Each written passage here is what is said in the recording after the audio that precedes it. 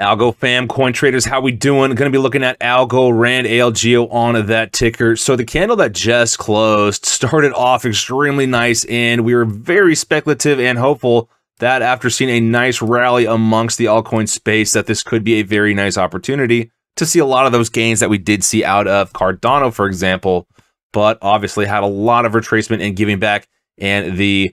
announcement about FOMC raising a quarter or 25 basis points definitely did not help the markets, since we did have a little bit of a kickstart to some pullback. So definitely impacted the price chart and the current candle, the candle that just closed recently anyway for the daily candle. So we'll be diving on into that in a second. But if you do enjoy this type of update and discussion for Algorand and all cryptocurrencies and altcoins, definitely make sure you are subscribed and hit the like button as well. And so to start off, I actually want to flip on over to Twitter and talk about one of the polls that I recently posted that just closed. Now, personally, I can't vote on this since I posted it, but we do have kind of an even stance, almost 50-50 here, about which the community thinks is the better CEO or has been the better CEO for the Algorand Foundation between Stacy and the previous predecessor, Sean Lee. Now, right when this poll started up, it was in favor of about 80% towards Stacy, and then Sean caught up pretty good. So I think a lot more support for Sean Lee was kind of lingering here a little bit more. Personally, since Stacy did block me over here on Twitter, I would probably suggest Sean Lee or throw my vote for Sean Lee as well. Just since personally, I'm not a big fan of building those type of walls with your crypto community when there has been discussion over on Twitter. But if you do want to participate in these type of polls, make sure you're dropping me a follow over on Twitter at @coin_trades is the handle. And if you weren't able to vote or you didn't push your comments yet, definitely let me know down in the comment sections below which you would have actually voted for as being your favorite CEO so far for Algo Foundation.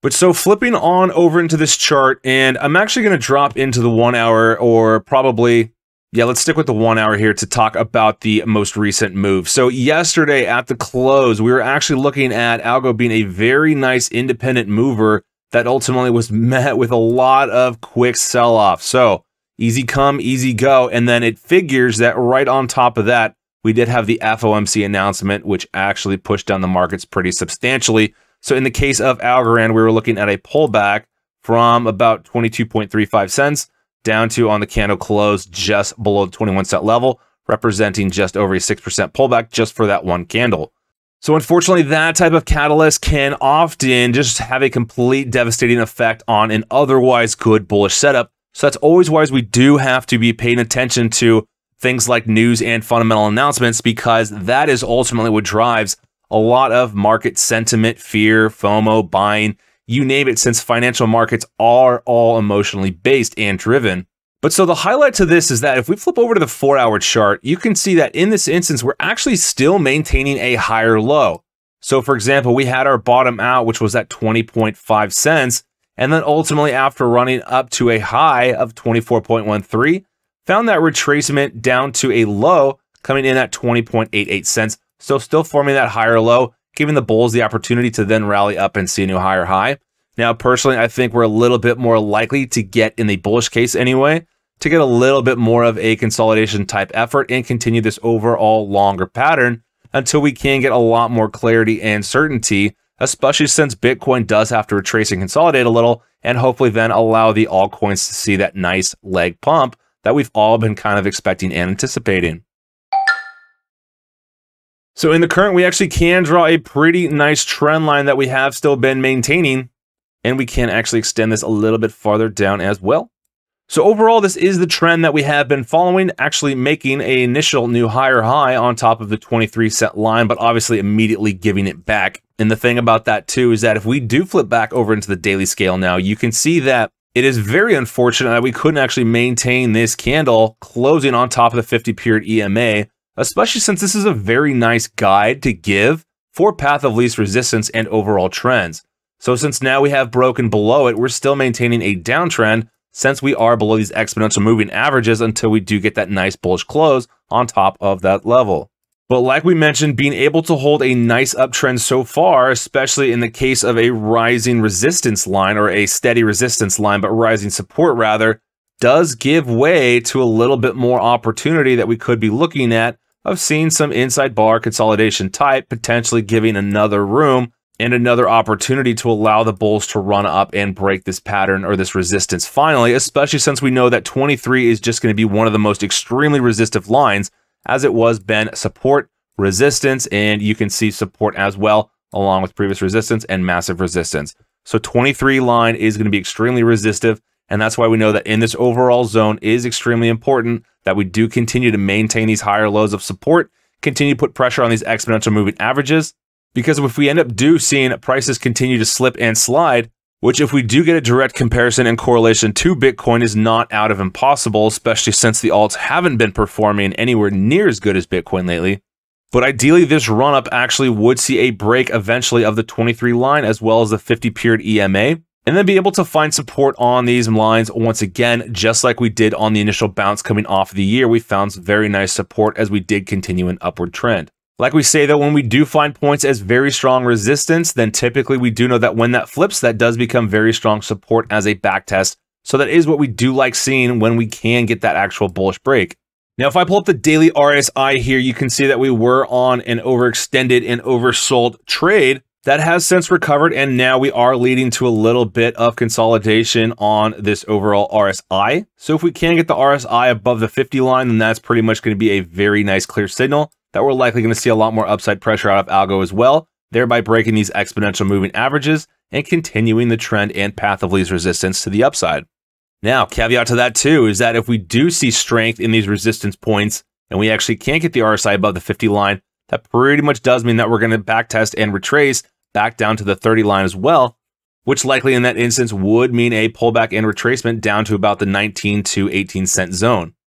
Flipping over to the weekly, we are about middle of the week, but we did get a bullish break on the inside bars that we were looking at on the previous two weekly candles. And especially now, since we are holding higher lows on all of these weeklies so far, that does put us in nice shape to once again run up and test this 12-period exponential on the weekly. Since we couldn't maintain that nice daily close, we are still at a point where we're looking a little bit more bearish after rejecting from this level yet again. So for the current week, we are looking at the 12 period being at 23.38, so just above that 23 line. And as we can see, we know this is an extremely relevant line because we have gotten a big test of supports for about 6 weeks here ever since we did break it at the start of the year. But then after failing to maintain that, we're now looking at that being resistance once again. So that's another reason why being able to break the 23 cent line and hold that close is so critical, just because we have so many relevant points not too far off from the current price point. Now, I do want to flip over here into the hourly chart because there's a lot of relevant things to talk about, most specifically the amount of volume that we saw come in within the last 24 hours. And so we know that after finding this bottom about 2050, we didn't really have necessarily that much bullish volume to be able to push prices all the way up to what we saw as being this short little trend high. But now when we talk about the amount of selling pressure that happened once we actually hit 24 cents, you can see that the amount of volume is just increasing the odds of selling pressure in favor of the bears, which is why we did get so many red volume bars. So if we actually take the peak bullish volume bear and draw a price line, for example, right at this level, then you can see how many bearish bars have actually exceeded this amount of volume. And so based on the time, we actually have to go back to the 14th of March over a week ago in order to see the last time that a bullish bar has actually had that much volume to cross what we did currently see even on the bounce from this big oversold move. So we know that there's definitely a lot of sell pressure, but a lot of the buying pressure just hasn't showed up yet. So we definitely can't negate the things that are happening on this current 1-hour chart setup. However, like we mentioned in the bullish case, we actually did hold a higher low and we also saw a peak and climax for bear volume. But unfortunately, we are seeing all volume taper off right now as we do get this little more consolidation move. And so if we zoom out, we're actually looking at several price points that are going to be resistance right around where the current price is going to be, pretty much right at 21.5 cents. So when we talk about recoveries from moves and pullbacks that are this substantial, we typically know that we need to see a lot of volume and also a pretty quick recovery. Otherwise, the risk of actually consolidating further does start to increase, which means the likelihood then of a bearish continuation is still in full effect, running down to test these lows and potentially even down to the 18 cent target that we bounced off of earlier. So overall, I do think that the FOMC announcement earlier today was a little bit of a catalyst for a Bitcoin cool-off. And so I do still see impacts in the overall greater crypto and altcoin space based on that. But like we said, we know that the Bitcoin dominance has just been surging lately, and it does need a chance to have a little bit of a correction. But in order for that to happen, Bitcoin needs to stay steady and alts pump, or Bitcoin needs to pull back and actually have alts not pull back as much, which is not really likely. So pretty much we do know that the lagging alts are going to have their moment here soon, but that still doesn't mean that we couldn't necessarily see a further continuation pullback from the bears. And so especially showing the magnitude of just how much we can pull back in a short period of time just shows how far extended a lot of these markets actually were and how they're not actually that resilient and strong to a lot of sell-off pressure with thin order books. So as long as we can see this low of about 2088 maintaining, then that's pretty much going to be confirmation, allowing us to know that this line at 2050 is going to be our low for the trend as well. And we are going to start to see higher lows and ideally see enough time and enough strength to allow the price to continually recover.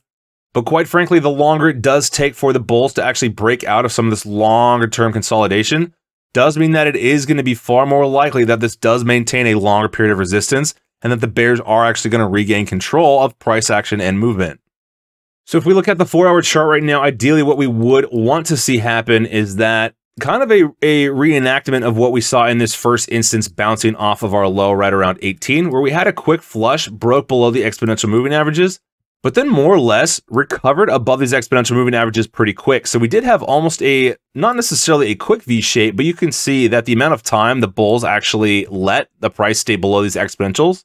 wasn't that long. So that's really what we need to see in the current, especially since we had a similar setup with a nice run up to the top and then a quick flush once again below these EMAs.